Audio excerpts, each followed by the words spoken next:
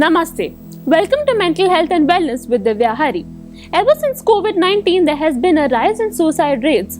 With that, therapy had become the need of the hour. Even though a lot of people started seeking for therapy, there has still been a stigma that has built around what therapy actually is. To talk about what therapy is and to bust a few myths of therapy, we have with us today Mrs. Vaishnavi Madarkar. She is an integrative trauma therapist and a counseling psychologist. She runs her own private practice called Beyond Superficial. Being an anxiety and depression survivor herself, she knows the importance of what mental health is, and she is here to spread awareness about mental health. Let us welcome her on our show today. Hi Vaishnavi, thank you for coming here. Thank you, Divya. Thank you for having me here. We were talking about how there's a stigma that has built around therapy and how much people hesitate to seek for therapy because there is a misconception of what therapy actually is. So could you tell us what therapy is versus what therapy is not? Right. So, firstly, that's a very important question. Let me try and explain this in terms of physical health, right? So that it is easy for people to understand. When somebody has a physical ailment, or even if they are just feeling under the weather, they seek help to get some kind of relief, and so that the symptoms are easier to manage, right? So mental health help or psychotherapy is exactly the same. Generally, people think that when somebody reaches out to a mental health professional, either they are called mental or a psycho or all sorts of names that actually stigmatizes mental health issues even more. So psychotherapy is also a process of unlearning a lot of unfavorable patterns, conditions that are not favoring our day-to-day activity. It is not only clinical issues that can benefit out of psychotherapy. Even day-to-day stress, relationship issues, communication skills, a lot of learning and unlearning happens through the process of psychotherapy in a way that it reduces stress. It makes it easier for people to deal with situations. Generally, people feel trapped in a situation. So it helps them understand and spot the patterns so that they can break out of them. So this is the process of psychotherapy. You beautifully explained about what seeking out for mental health help or what therapy is in relation to our physical health. So a lot of people also think that seeking out for help is just for people with mental health disorders or serious mental health conditions. Right. Whereas on the other hand, even if you want career advice or simply you want someone to talk to, going for therapy is a huge relief in itself, right? This is just like getting a general checkup even though you don't have major physical health concerns. Absolutely. Right? So a lot of people also think that therapists just nod their head in sessions or therapists give advice. What do you have to say about that? All right. I think this calls for some myth busting, as we call it. So let's shed some light on certain myths of psychotherapy and mental health help. So we, especially as psychologists, we have heard this a lot. People have this feeling or this idea that we charge only for talking. Psychotherapy is definitely called talk therapy, but it's just not limited to talking. If it was only talking, then why need psychotherapy in the first place? So psychotherapy is a strategic, formulated, structured and evidence-based scientific process to deal with mental health issues. Coming to myths now, people feel that we hypnotize people. We just talk to them, we just say, I'm so sorry this happened to you, please take a deep breath. And people feel that we are only and only going to suggest meditation. So I would like to start by saying meditation is not a one-size-fits-all. That's not what we say. We talk to the person, get into their world and perception, having kept our own boundaries. We don't enmesh with them. This is exactly what distinguishes a therapist from a family member, right? Our emotions are not entangled. We are conscious about what we are saying. We are looking for certain things that normally people might not look into when they are not psychoeducated. We spread psychoeducative awareness. We let them know what exactly it is, and then we look into something clinical. We screen them, we screen their behavioral patterns, and Yeah, in short, we actually try and get into their subconscious. This is what happens in psychotherapy. And no, we don't hypnotize. No, we don't just say, I'm sorry this happened to you, please take a deep breath. There are tasks involved, there are strategic homeworks involved that actually helps people deal with serious mental health issues. You beautifully mentioned about how therapy is more than just talking. If we have to talk, we can talk to a friend, we can talk to our family member, we can talk to our partner. But talking to a therapist is a whole new ball game. It requires a lot more than just nodding our head, just saying I'm sorry, just saying don't worry. Yes. It involves therapeutic interventions, preventive interventions for that matter. There is so much more to it than just us saying, okay, yeah, that must be hard, right? Yeah. And a lot of people also think that therapists are very expensive. They charge 10,000 for 1 hour, they charge 20,000 for 1 hour, or a lot of people also say therapy is a waste of time. What do you have to say about that? Well, I feel that TVs, shows, movies, and certain novels also contribute to such stigma and such preconceived notions about the process of psychotherapy and mental health professionals in general. The way they have put forth the idea of counseling has a lot to do with such kind of concepts in people's minds. Well, what I would like to say is, when you see a psychologist, you're also seeing a professional who has put in years of hard work. They have studied, they have researched, they have collaborated, they have worked under supervision to deal with another life, another human being, and it is an ever-evolving process. It is just like any other profession wherein you are qualified, you require to be qualified, you're required to have a certification and also skills, right? So when it comes to fees, when you go to a doctor, you don't question. When you go to a lawyer, you don't question. So when you go to a mental health professional, why is this question arising, right? So when it comes to what is affordable and what is reasonable, affordable and reasonable are two different things, right? So what therapists charge, it is reasonable depending on their qualification, their skills, their experience and expertise in the domain. There are certain therapists who also charge fees in a sliding scale manner. Yes. I would like to explain what is sliding scale. Sliding scale is convenient decreasing or increasing the fees according to the sessions, and also according to what suits the client.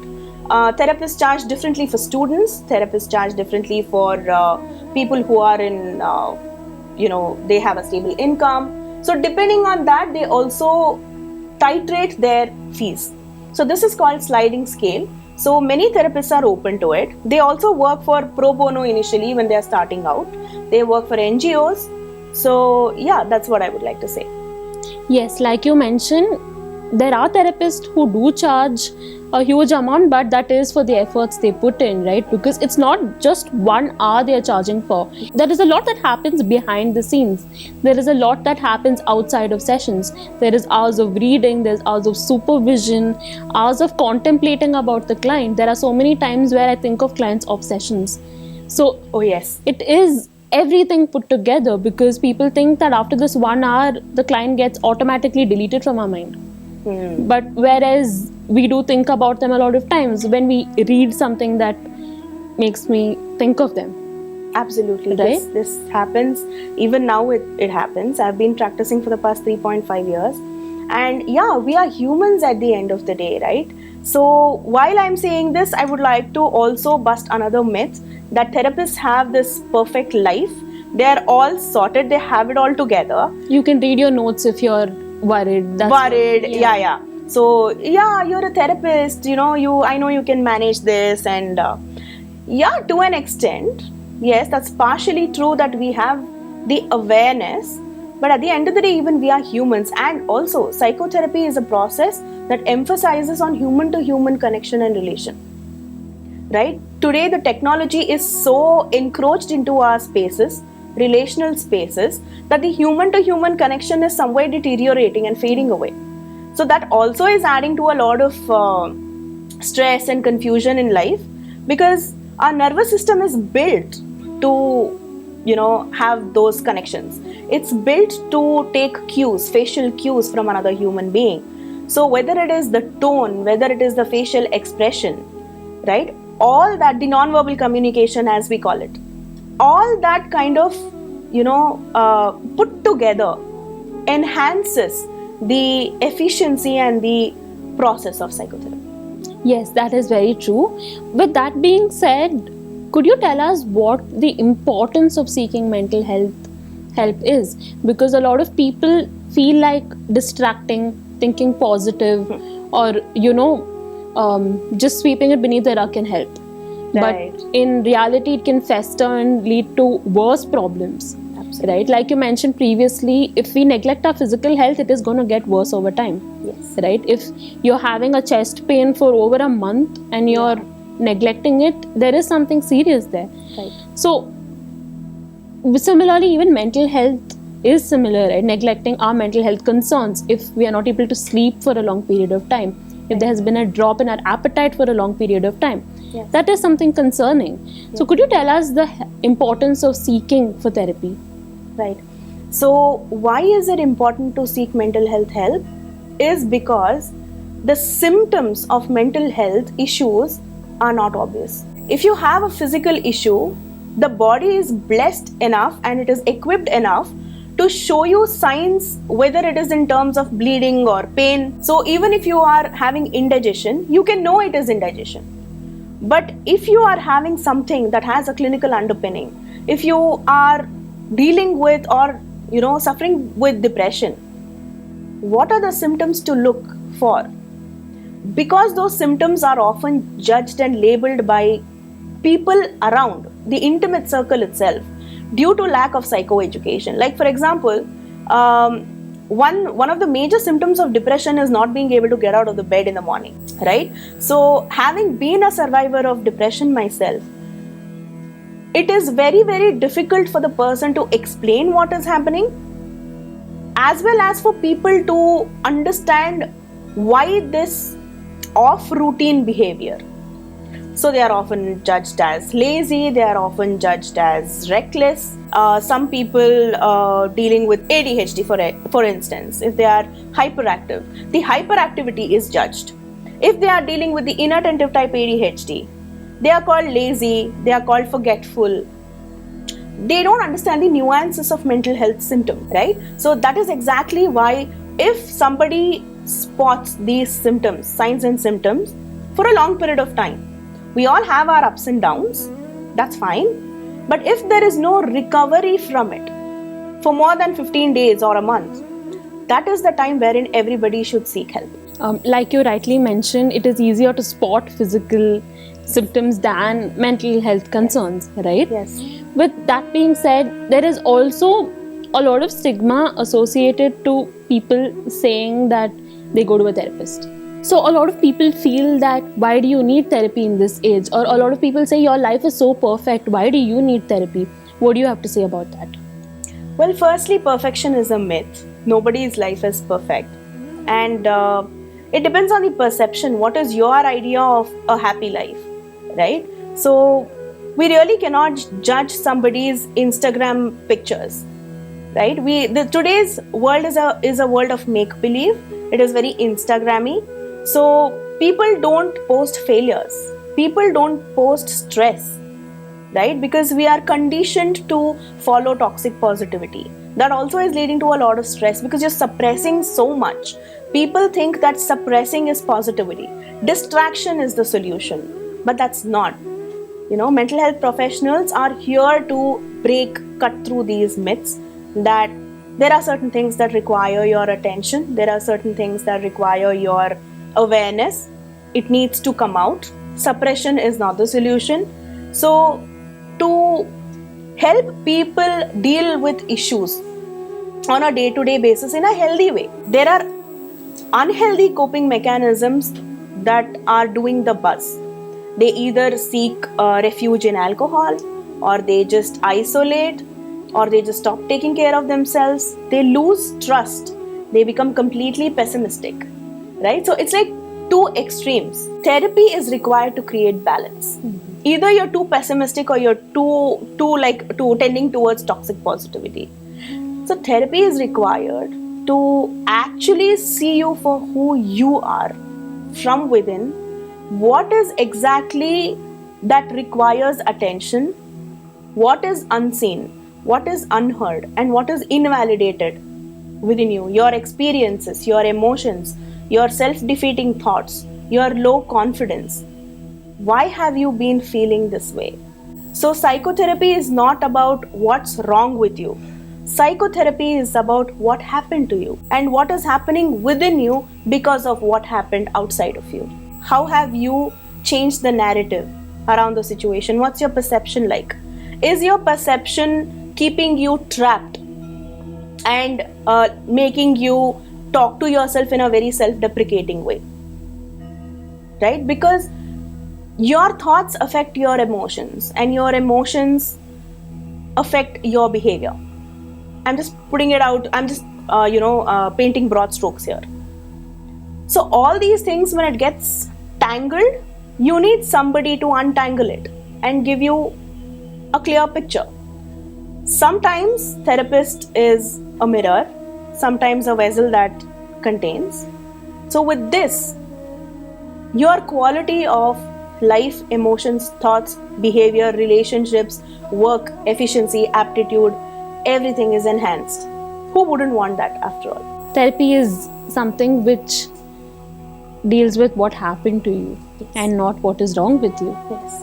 Right? So a lot of people also think that therapy is just for, talking about mental health concerns also. But in reality, it is a lot more than that. People can go to therapy for work stress, for dealing with relational issues, for even getting a perspective about yourself. A lot of people come to me and say that my goal in therapy is just to understand myself better. Absolutely. Right? So there is a lot more to therapy than solving mental health concerns. Like therapists solve problems, which is not the truth. Therapists help you find your answers to your problems. Yes. Right? So before we wrap up, could you give us the mental health tip of the day?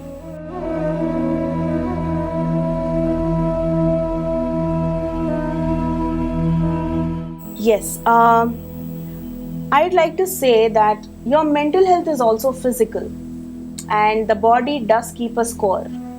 Whatever you've been thinking, whatever you've been feeling, your body is reacting to it. So I tell this to my clients as well. You cannot bypass your body if you want to deal with mental health. So I would say first start with getting a blood work done. Get a regular blood test done. Let's start from there, because there are a lot of deficiencies that can also cause a lot of symptoms that are similar to mental health issues. Whether it is, for instance, if you're just anemic, it can cause attention and focus issues. It can cause a lot of lethargy, and it can cause a lot of boredom. It can cause a lot of low energy. So start with getting a blood work done. So that is the starting point. And then if you have been feeling low on confidence, self-deprecating thoughts for more than 15 days, if you're not able to get out of the bed, if you're feeling there is a lack of purpose in your life, you don't know what to look forward to, you're tending towards pessimism in life, you're losing trust and faith in relationships, in human-to-human connection, in work in general, and just in having fun, if you're not able to just feel joy, if you're not able to feel anything, please reach out to a mental health professional. And there's a difference between sadness and depression. Sadness is not depression. Sadness is when it's like a wave. You feel sad and then there is recovery after a while. With depression, you don't feel anything. You're numb. You're just feeling pessimistic and heavy. So if you have been feeling all these things for more than 15 days, please reach out to a mental health professional. You beautifully explained the importance of getting a blood work done, and then actually seeking out for help when you feel it's needed, about how there is a difference between feeling sad and feeling depressed. Thank you so much for coming here today. Thank you so much, Divya, for giving mental health professionals this opportunity, because mental health professionals have a lot to say. It is not enough that we are helping people, it is also important for us to psychoeducate the society to the best of our capacity, and your show is being the catalyst here. So, thank you so much. I am extremely grateful and humbled to be here. Thank you. Thank you. I will come back with another episode with another topic. Until then, take care, stay safe. Thank you. Click on the bell icon to watch our latest videos.